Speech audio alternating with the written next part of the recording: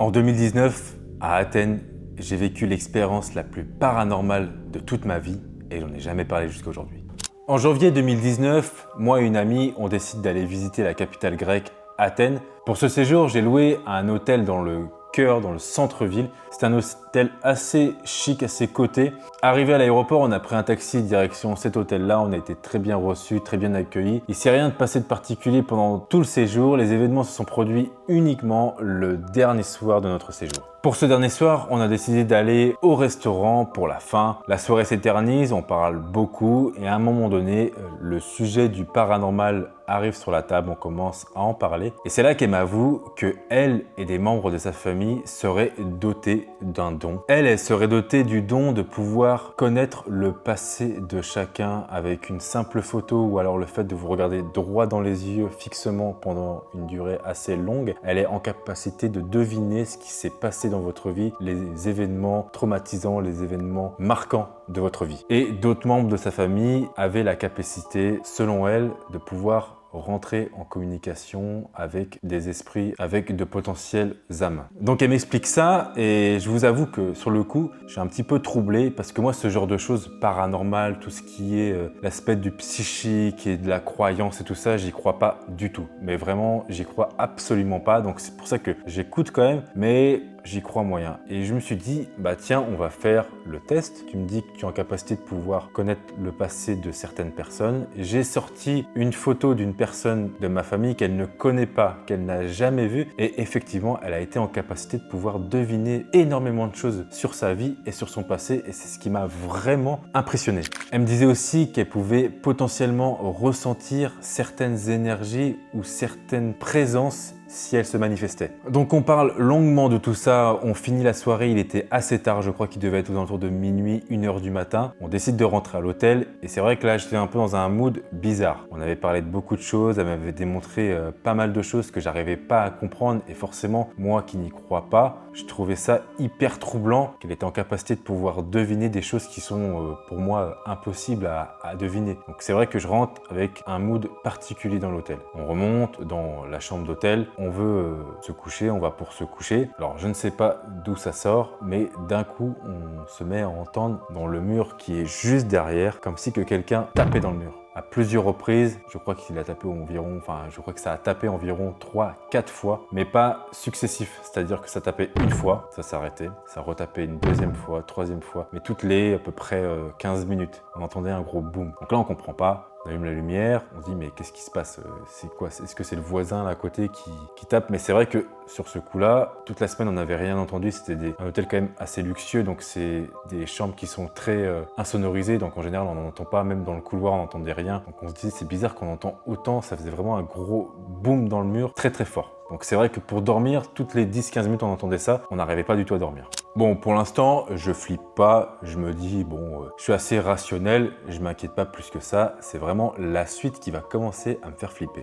On avait dans la chambre un dressing, une armoire, et quand on l'ouvrait, il y avait un capteur à l'intérieur qui allumait la lumière. Mais on n'avait rien mis à l'intérieur, donc toutes nos valises étaient au sol et nos vêtements étaient à l'intérieur. On n'avait rien mis à pendre en fait dans l'armoire, donc on l'ouvrait jamais. Mais on savait que je l'avais ouvert une première fois et je savais que quand je l'ouvrais, le capteur qui était à l'intérieur captait du mouvement et s'allumait. Et là, après ces booms dans le mur, on est dans le noir dans la chambre et là on voit l'armoire s'allumer. Donc moi de mon lit, je vois l'armoire qui s'allume, je me dis qu'est-ce qui se passe? Elle s'éteint. Pareil, à peu près 10 minutes après, elle se rallume. Donc là, je lui dis, t'as vu l'armoire? Elle est en train de s'allumer, qu'est-ce qui se passe? Je ne sais pas pourquoi, je sens dans la chambre quelque chose. Il y a quelque chose, c'était pas l'ambiance habituelle de cette chambre. Pour l'instant, on est toujours dans le noir, on a l'armoire qui est allumée, elle s'éteint, elle se rallume une troisième fois. Donc là, à un moment donné, je me lève, j'allume la lumière et je regarde dans l'armoire s'il y a quelque chose qui bouge parce qu'il y avait des cintres à l'intérieur. Je me dis peut-être que c'est un cintre qui bouge, je ne sais pas, qui fait détecter la lumière.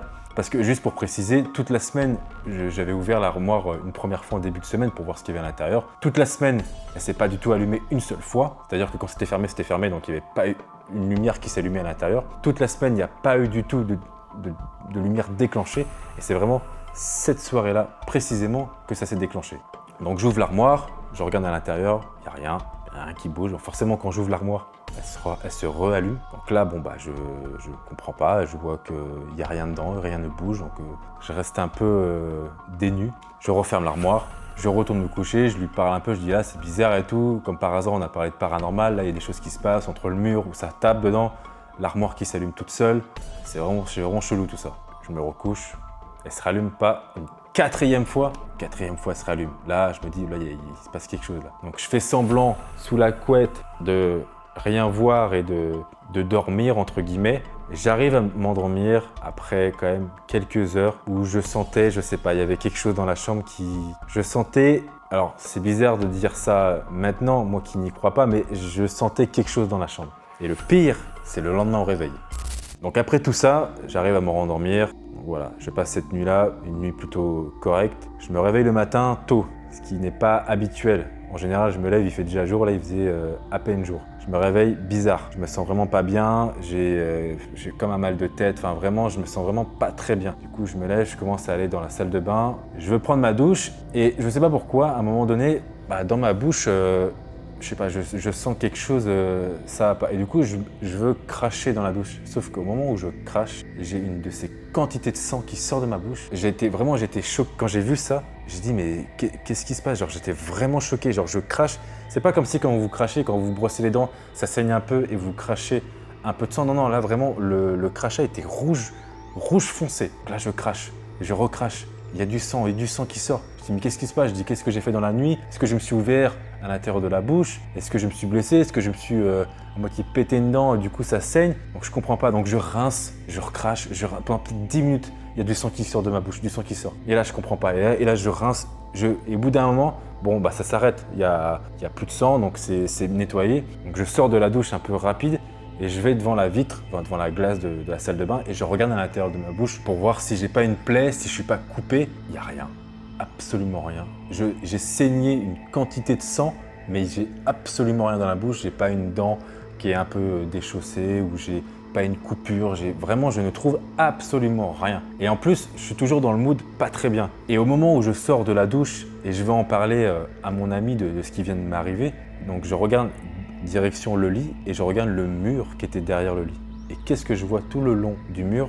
Le papier peint qui s'était décollé. En fait, tout là où ça avait frappé assez fort, le papier peint s'était décollé et toute la longueur était décollée. Alors que toute la semaine, le papier peint était parfaitement collé. Et c'est là qu'on a parlé de la soirée d'hier soir. On a dit mais c'est quoi ce bordel? Qu'est-ce qui se passe ici? Et à la suite de ça, on en a parlé vite fait. On a fait nos bagages, on a rangé nos valises et ensuite on s'est barré de l'hôtel. C'est vrai que cette histoire-là, on n'en a jamais trop parlé et j'en ai même pas trop parlé autour de moi parce que c'est vrai que c'était une soirée assez troublante. Tous ces éléments-là alignés faisaient qu'on avait vraiment passé une soirée particulière, surtout moi, parce que le lendemain, c'est le sang en fait de ma bouche qui m'a vraiment traumatisé. Je me dis mais qu'est-ce qui m'arrive? Pourquoi je crache autant de sang? Et je ne comprenais pas du tout le fait d'avoir entendu des bruits dans le mur, l'armoire qui s'allume toute seule, le fait de cracher du sang et ensuite de voir le papier peint décoller. Tous ces éléments-là, plus le fait qu'elle me disait qu'elle était en capacité de pouvoir rentrer en contact avec des esprits ou des présences, le fait qu'elle était en capacité de pouvoir connaître le passé des gens, connaître des événements qui se sont passés. Tous ces éléments, et vraiment ça a été le cocktail paranormal et ça a été une des soirées et matinées les plus traumatisantes que j'ai passées. Donc voilà pour cette histoire, j'espère qu'elle t'a plu. N'hésite pas à t'abonner à la chaîne si mon contenu te plaît et moi je te dis à la prochaine vidéo. Salut!